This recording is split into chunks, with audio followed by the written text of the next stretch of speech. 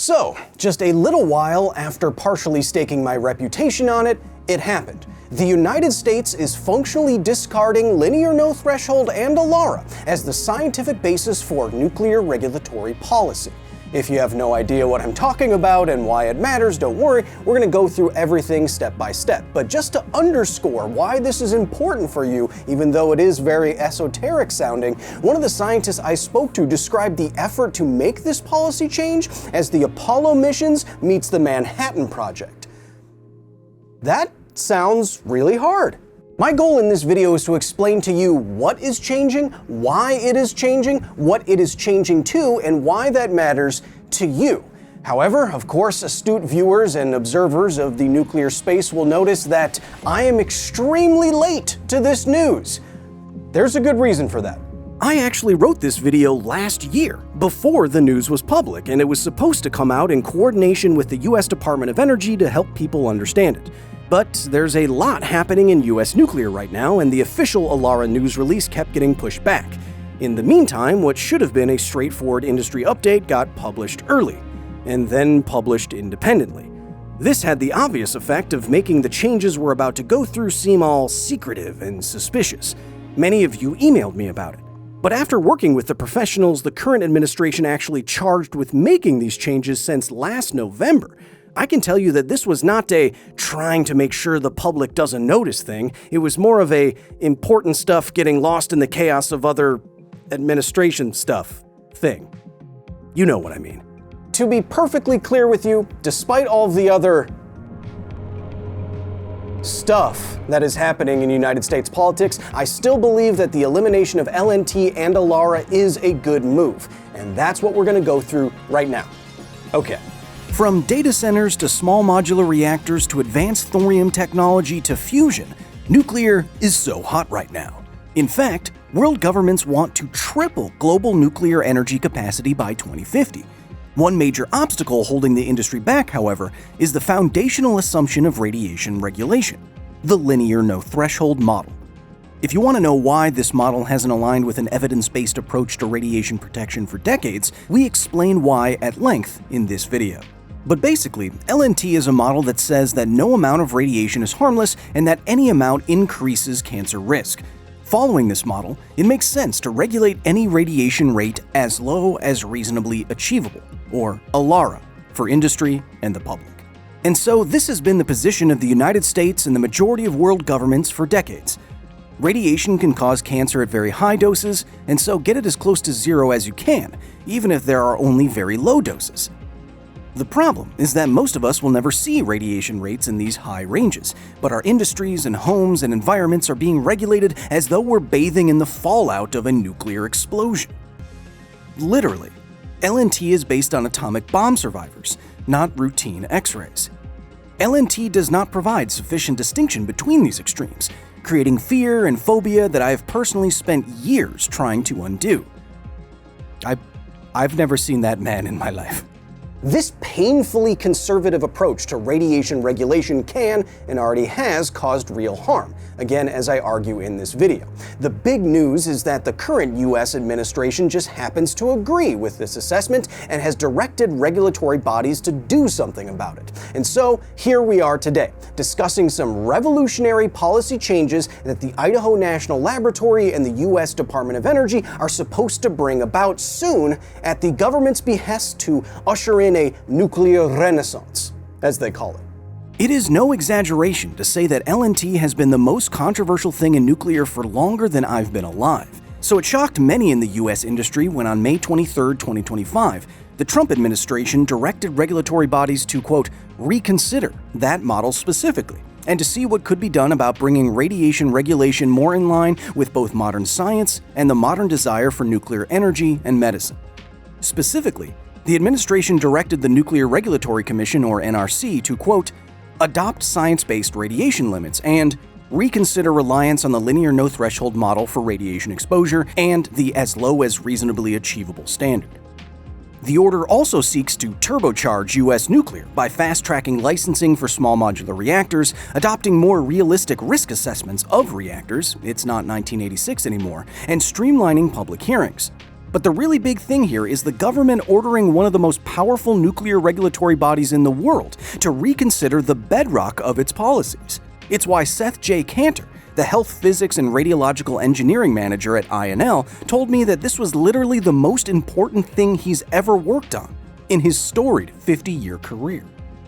So this is what Seth and his colleagues stepped up to produce, a 78-page report reevaluating radiation protection standards. As an industry outsider, I'm happy to say that they came to the same conclusions in this report that I've independently presented to you before, namely that there does appear to be a threshold where LNT says there isn't one, around 100 millisieverts, remember that for later, that you must include biological repair mechanisms or else regulations are unscientific, and that LNT does not accurately predict negative health outcomes below the aforementioned limit. But so what? So what if a regulation is so conservative that it's not even true anymore? Isn't it still safe for the general public? The Union of Concerned Scientists seems to think that changing this policy is a bad idea, as does the Bulletin of Atomic Scientists. And hey, they're atomic scientists. Indeed, why would you ever want to increase the level of a bad thing that you can have? Well, that's because even limits on bad things have a practical limit. One indication that current regulations aren't exactly realistic is that over the last 5 years in the US nuclear industry, the safest industry in the entire country by the way, there was only one person who got near the regulatory limit of 50 millisieverts per year, and not even halfway there. In 2022, not a single person working at a commercial light water reactor in the United States got more than halfway to the yearly radiation limit. Not one. It's a testament to just how much the industry has learned over the decades about effectively reducing doses. Clearly, there is some room for reevaluation here if literally no one in an industry of tens of thousands has to remind themselves what the rules even are. Maintaining LNT ALARA has also significantly impacted the expansion of nuclear power, waste management, cleanup, and medicine in the United States, and it has warped the public's perception of radiation risk to the point that they don't even know how safe the industry is. It's a common saying in the industry that if the automotive industry was regulated like nuclear is, you'd bike to work. But the public has a better understanding of the risk of driving, and so we've all decided to incur some risk, a lot in the case of driving, to get where we want to go faster. Getting rid of LNT ALARA is the nuclear industry trying to get to their destination faster by being realistic with their risk. Keeping linear no threshold around is then kind of like keeping a workplace safety sign around for roaming knife-wielding Gary Buseys. Yes, that is technically a dangerous thing that I could encounter at my job, but it's so unlikely that it's going to cost the business a lot of unnecessary time and money to make the workplace as Busey-proof as reasonably achievable, and it's going to give the public a false impression of the frequency of Busey-related incidents. The chance is low, but never zero. So, ALARA in the United States is no more. Reasonable will be replaced with reasonable science and evidence, not overly conservative extrapolation. Or it will be, eventually. Given the long history of LNT, specific dose limits for public and industry are the hardest things to change quickly, and so perhaps unsurprisingly, there are no official changes to how much radiation the NRC regulates down to for the public or for industry. This is all going to take a while, as it's going to be a multi-phase process spread across 17 different government agencies, and you can imagine, with the state of US politics, how easy that's all going to be. But experts at Idaho National Laboratory and elsewhere do believe that in the coming weeks, months, maybe even years, the United States government will officially adopt dose rate changes that will end up being the final nails in the coffin for linear no threshold in the United States. Here's what they propose those final nails should be.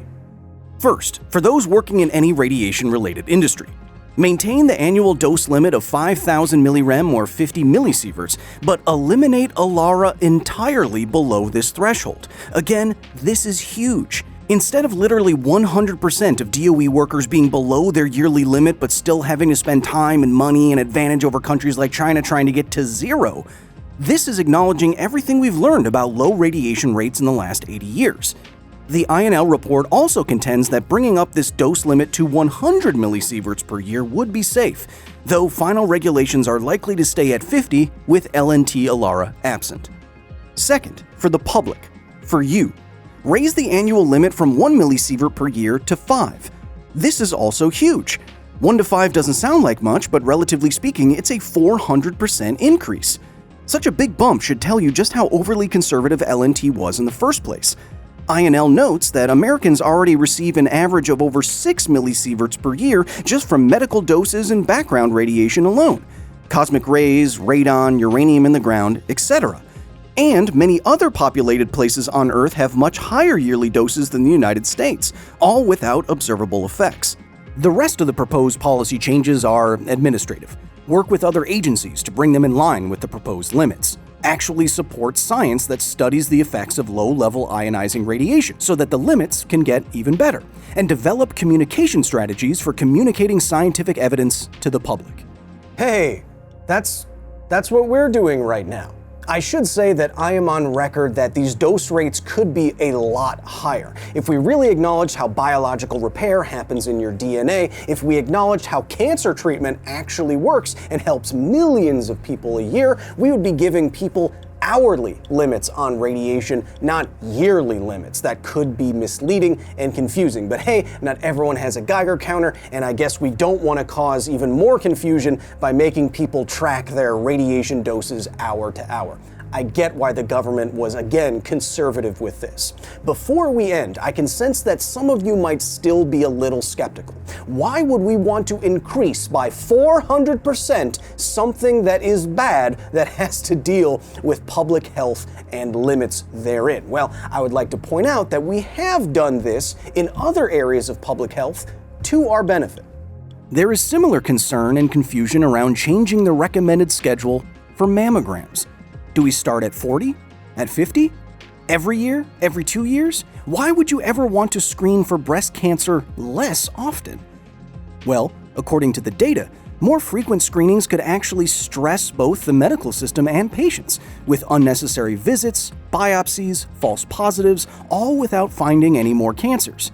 It sounds crazy, but the only way we can really wrap our heads around recommendations for millions, if not billions of people is to follow the data that removes stress and bias and anecdote from the process. So after decades of regulations that were overly conservative to the point of being unscientific, and actually deadly, the United States is discarding ALARA in favor of unbiased, unemotional data that will, hopefully, not only revitalize and turbocharge the nuclear industry in the United States by getting rid of time and money-consuming processes that were in place for harmless radiation levels, but also accurately communicate the reality of radiation and its potential harms to the public. So, that is possibly once-in-a-lifetime nuclear regulatory policy change. Of course, given all of the other stuff the US administration is doing, with varying degrees of success, a lot of what we talked about today might end up changing. But it does seem like the writing is on the wall for LNT ALARA.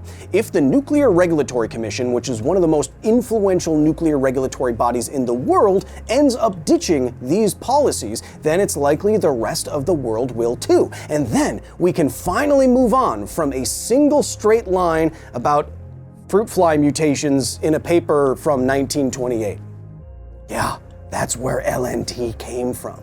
But what do you think? As a member of the public, does this seem like a good or a bad idea as I have explained it to you? If you work in the nuclear industry, as many of you do, is this a sigh of relief or is this just additional scrutiny that you wouldn't otherwise want? I understand both perspectives. As someone who explains this or tries to for a living, I would love to hear what you think down there. Until next time. Wait. This is slightly higher than it usually is. I guess I'm just hot today. Blah, blah, blah, blah, blah.